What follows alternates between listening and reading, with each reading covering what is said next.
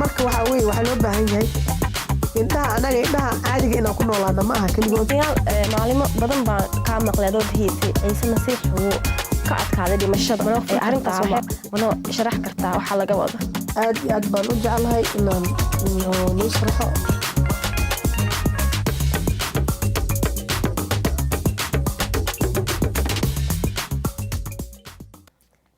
kusoo dhawaada barnaamijka adiga ayaa lagugu talagalay. kusoo dhawaad Raxmo. waa mahadsantahay. Raxmo, maxaa loo ballan qaaday dadka masiixiinta? arrintaas wax ma noogu sheegi kartaa? waxaa loo ballan qaaday dadka masiixiinta waxyaalo badan oo ataa lama soo koobi kara haddii aan oo waxyaalo badan loo ballan qaaday xataa ma sheegi karno haddaan isku dayno hataa inaan qorno. waxaa ka mid ah waxyaalaha loo ballan qaaday masiixiinta waxaa weeye in ay nolosha weligood lahaadaan. oo waxaa loo ballan qaaday hadduu qof bini aadana laba qof oo bini aadana meel iskugu yimaado nolosha weligeed inay lahaadaan. oo laba qof oo bini aadan haddii meel iskugu yimaadaan ay ku duceystaan magaca rabbi ciise masiix inuu ilaahay ciise masiix oo aabbaha dhinaca midig ka fadhiya inuu u duceynayo meesha. wax alaal waxay ku duceystaan magaca rabbi ciise masiix inay tahay in la aaminay oo haye tahay wax kasta igu duceysan 2 ilaa 3 meesha ku duceysato adi bal isku day asaan gacmaha isku saartiin aad tiraadiin rabbi oo magacaaga ku duceysanay. yacni wax kasta nolosha weligeed ay leedahay. dadka oo rabbi ciise balanta laga qaaday ma aha wax laska qaaday. waxay leeyihin nolosha weligeed ay leeyihiin. wuxuu yiri meesha aniga aan joogo bal aragya aniga waan baxaya yiri aabahayga ayaan u tagayaa bal asaga meesha aan tago ayaan niiga diyaarinaya guryo aan ku nool. bal arag samada waaba jannada ayaa guryihii yaalaanba alagugu diyaariyay inaad ku noolaatid. marka rabbiga naxariistiisu way badan tahay. waxyaalo badan ayuu oo noo ballan qaaday oo lama soo koobi karo. laakiin waxaa ka mid ah in qof kastoo bin aadan oo xanuunsan oo yacni oo ku caafimaadaya waxaa la dhahay isaga dhaawiciisa in ku caafimaadno sababta gacanta in la saaro qof kastoo gacanta la saaraya magaca rabbi ciise masiix inuu ku caafimaado. magacaagaan ku jibinaynaa rabbiyow ruux kastoo wasaq ah rabbiyow dhaawac adag ku haaya xanuunka adig ku haaya xanuunka asaga uu soo maray ayaad ku caafimaadaysaa.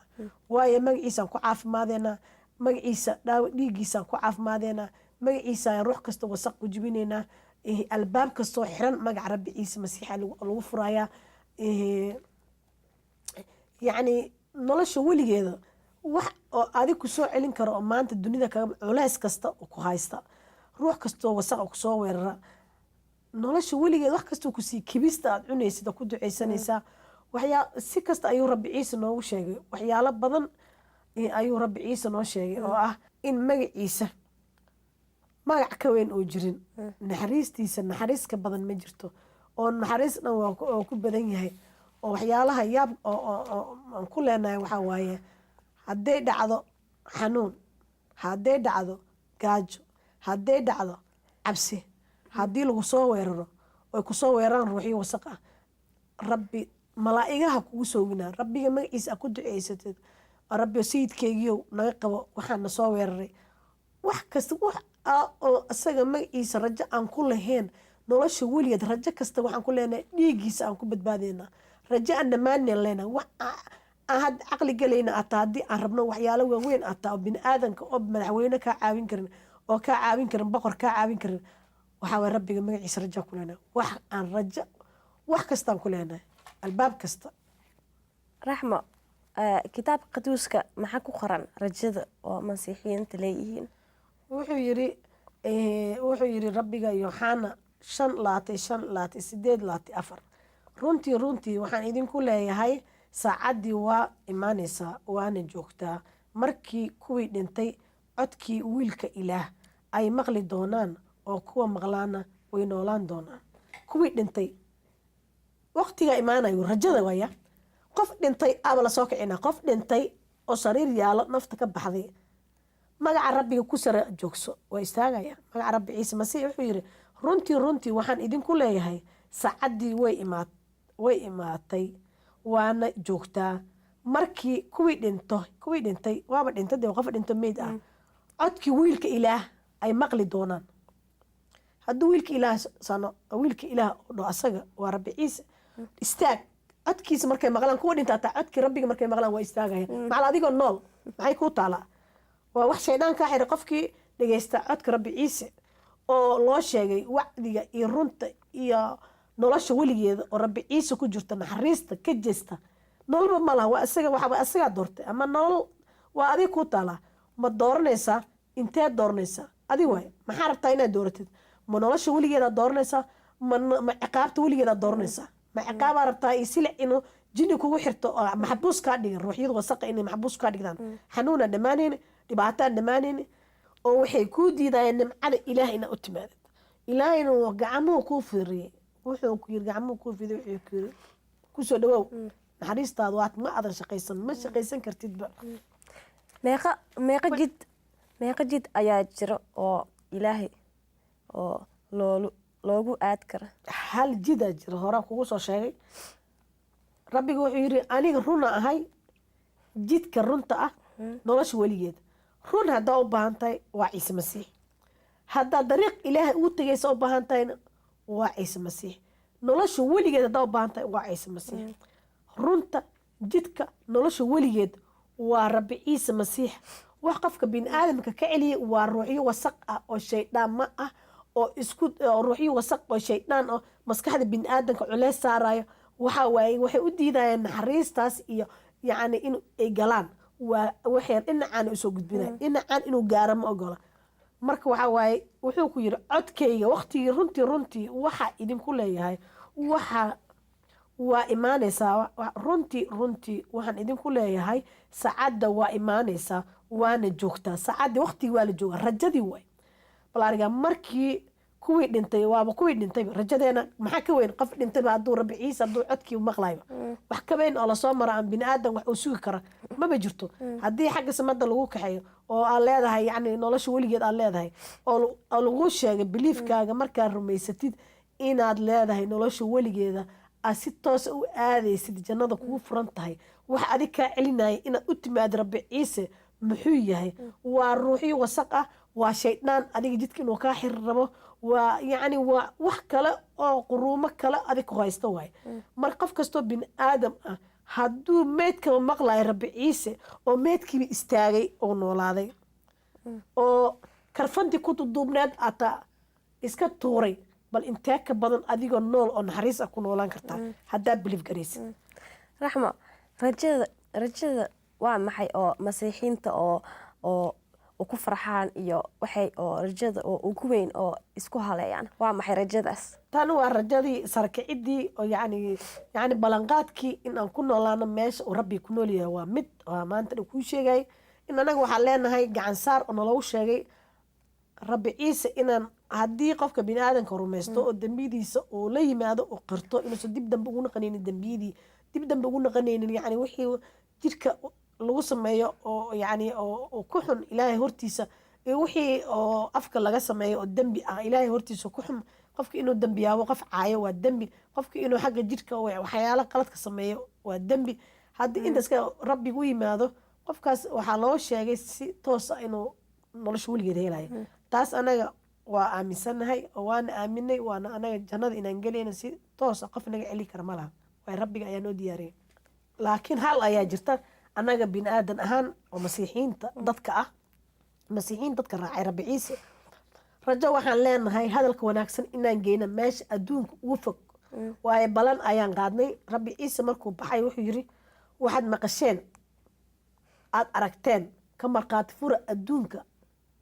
ina ani ahay ilaaha keliya inuu jiro ilaaha keliya oo xaq ah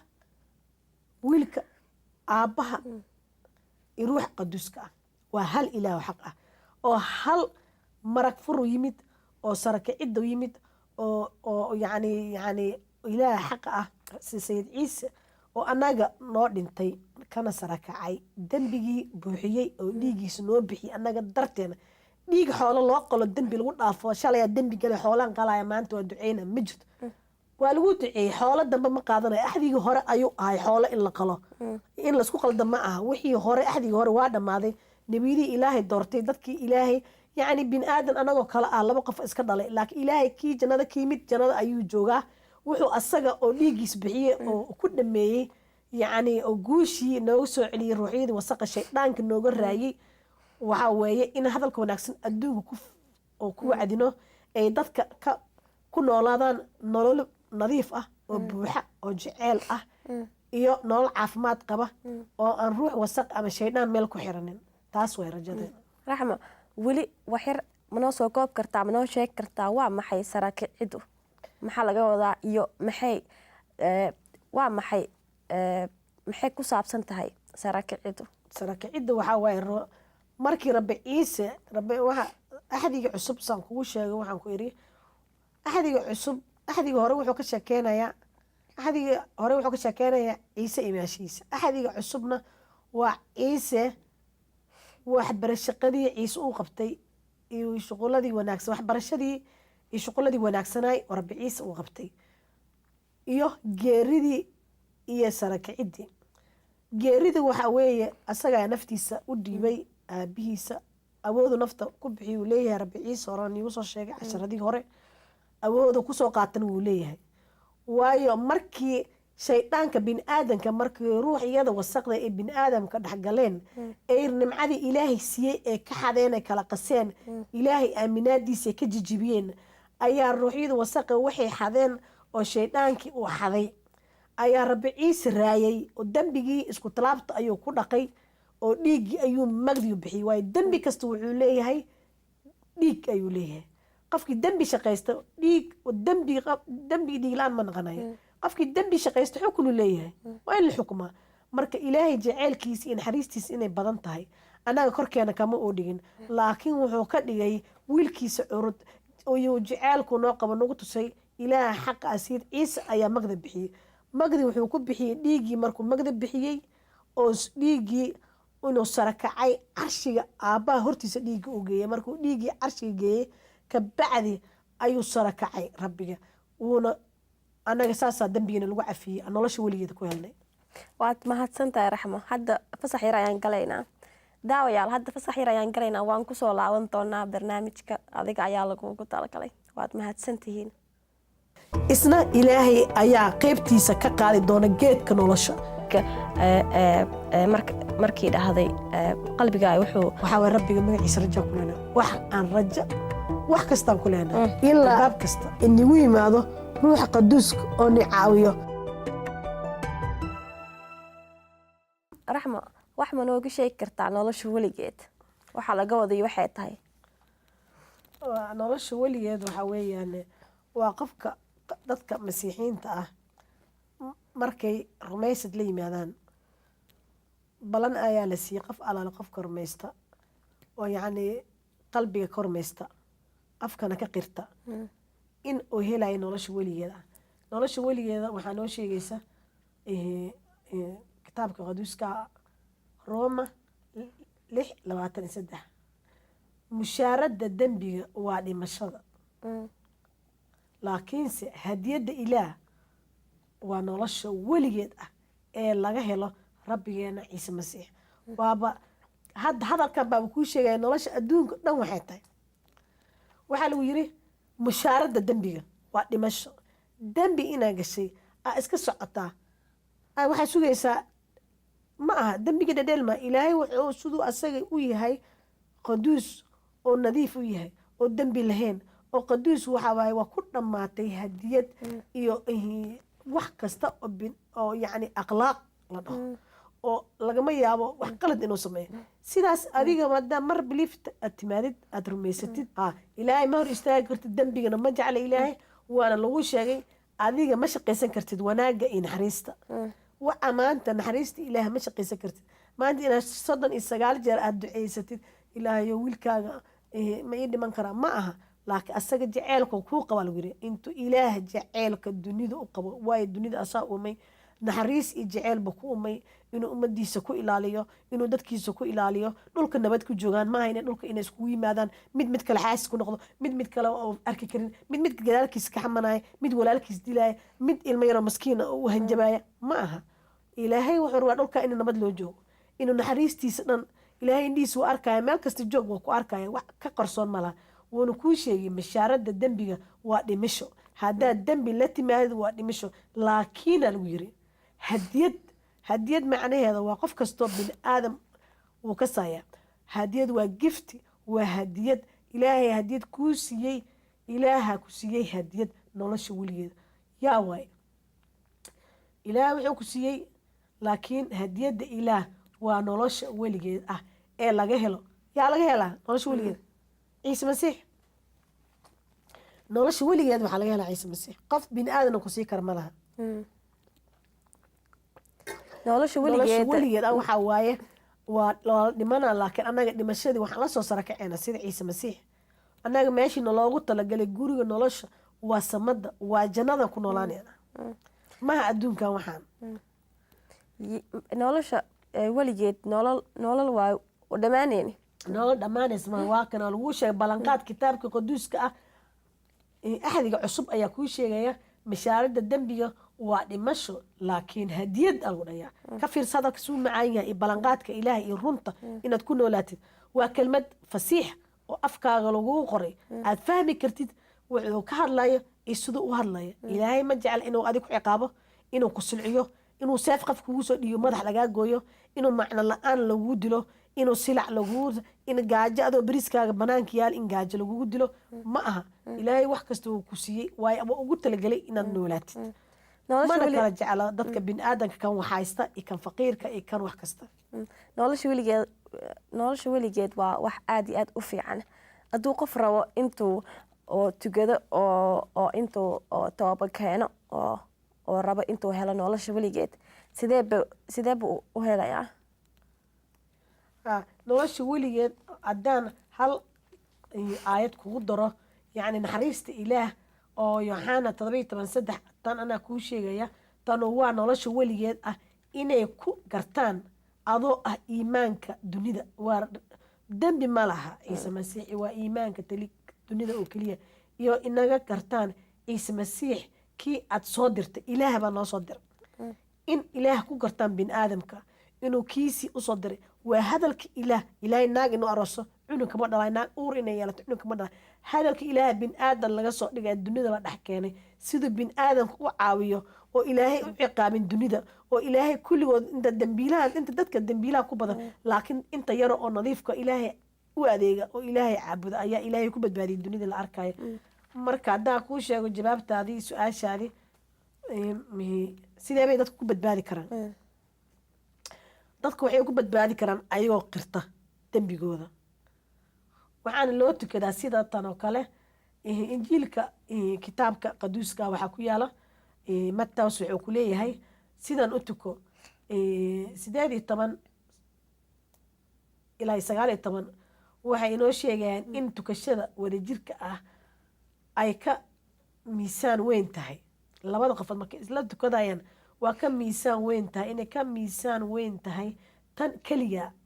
aad tukanaysa taas waxaa caddeynaysa sayid ciise masiix oo yiri haddii laba idinka mid ah dhulka ku heshiiyaan wax kasta oo ay baryaan way ugu ahaan doontaa xagga aabahayga samada joogo waayo meeshii aniga magacayga laba qof isugu yimaadaan meeshaas aniga waan dhex jooga sababto waana sidaan buu markaa dembiga aad qofka rabo inuu dembigiis qirto oo rabo inuu biliif noqdo wuxuu imaanayaa dad ayuu imaanayaa laba qofood dhexdooda waa loo duceynayaa markii loo duceeyo labadaas qofood sida rabbi uu sheegay hal qofood ma surta dad waa inuu hor yimaadaa laba iyo in ka badan waa inuu qirtaa qirashada dembiga cafintiisa waa inuu yiraahdaa nabad waa inuu yiraahdaa haddaba sidaan u tuka lagu yiri siduu waxaan u tukanaa sidan haddaba sidaan u tuko adigoo dembigaaga qiranaya oo ku baryootamaya magaca sayid ciise masiix au dhahay waa inuu sidaan u tukadaa sayidow in badan ayaan si qarsoon u dambaabay aqoon kuma lahayn inaad aniga daraaday dembiyaday u dhimatay si fiican u dhegeyso waxaa la dhahay sayidow waa inaad tira qofka waa inuu soo istaagaa ilaahay hortiisa waa inuu markhaati fur hortiisa soo istaagaa oo yiraahdaa sayidow in badan ayaan si qarsoon u dambaabay aqoon kuuma lahayn inaad anigu daraaday dembiyadayda u dhimatay una sara kacday maanta waxaan garwaaqsaday naxariista iyo jacaylkaaga waan ku mahadnaqayaa waan ku xumahay xumihii waan ku mahadinayaa waanan ka xumahay xumihii hore oo aan gudcurka ku sameeyey waa xumaantii hore aan gudcurka ku sameeyey waa mugdi markuu qofka dambiilo yahay ama qofka markuu masiixi u aadaynin mugdi uu ku jiraa shayddaankan wuu xiraya maxaasaan see ku dhici kartaa si kii ilaahkiisa madda ka yimid haddaad aaminin ilaah asagoo yimid oo dunida yimid oo adiga dartaada jaceylkaaga u yimid hadalka ilaah waa inaad qaataa hadda waa inaad caddaysaa mugdi inaad ku jirtay naxariistaada inaad ii dhimatay una sara kacday maanta waxaan garwaaqsaday naxariistaada iyo jaceylkaaga waana ku mahadinayaa waana ka xumahay xumihii hore ee aan gudcurka ku sameeyey waana ka toobad keenay taas waxaan kaa baryayaa inaad ii ilaalisid oo aad igu hogtid jidka wanaagsan ee toosan rabbiyow waan kugu mahad celinayaa inaad dembiyadaydii cafiday waana kuu adeegayaa inta aan dunida noolahay marka waa ducada ugu horeysa oo qofka bini aadamka markuu la imaanaya biliifka inuu duceysto ku haboon tahay haddii dhegeystayaasha rabaan inay si fiican ii dhegeystaan waan kusoo celinayaa ducadan oo kooban sidan ayuu dhahayaa qofka raba hadda daawadayaasha oo raba inay dembigooda la yimaadaan rabbi ciise masiix oo rabbiga barakeeyo oo noloshooda isbedel ku dhaco oo yacni naxariista ilaahay iyo gacanta ilaahay usoo fidiyo oo nolosha weligeed noolaada sidaan u tuko walaal sayidow in badan ayaan si qarsoon u dambaabay aqoon kuumaan lahayn inaad aniga daraaday dembiyadayda u dhimatay una sara kacday maanta waxaan garawsaday naxariistaada iyo jaceylkaaga waan kugu mahadinayaa waana ka xumahay xumihii hore oo aan gudcurka ku sameeyey waan ka toobad keenay taas waxaan kaa baryayaa inaad ii ilaalisid oo aad igu hogdid jidka wanaagsan ee toosan rabbiyow waan kugu mahad celinayaa inaad dembiyadaydii cafiday waana kuu adeegayaa inta aan dunida ku noolahay aamen waad mahadsantahay raxmo hadda qofkii hadda tugaday waa intuu farxo wuxuu helay nolosha weligeed qofkaas wuxuu helay nolosha weligeeda waana isbedel badan ayaa ka dhacaya waxaana leeyahay waa inuu raadsadaa inuu helo ama raadiyowga oo laga hadlo injiilka waa inuu dhegeystaa ama meelaha websitekeena dugsiga nolosha ama kuwa walaalaha kale masiixiinta ah inuu la xiriiriyo uu raadiyo uu la dhegeysto uu raadiyo kitaabka qaduuska ah meel kasta ay ku taalo adduunka o dhan way ku taalaa meelo lagu dhegeysto sida loo yaqaano meelaha laiskugu yimaado kaniisada anaga hataa waana kasoo dalban karaa ama anaga naga soo dalban kartaa kitaabka qaduuska oo halkan aan ku hayno kitaabkan waa kitaabka injiilka nolosha weligeed ah waa nala soo xiriiri kartiin meel kasta aad joogtaan ama walaalaha adduunka dhinacyada kale ku nool way aadi karaan meel kasta oo lagu ammaano rabbi ciise masiix ama way warsan karaan meelaha oo la warsado ayaa jira ama nagala soo xiriira anaga websitekeena waan iisoo diri karnaa waad mahadsantihiin sidaas oo nala socda walaalayaal waa barakeysantihiin rabbigaani barakeeyo raxmo aada iyo aad baad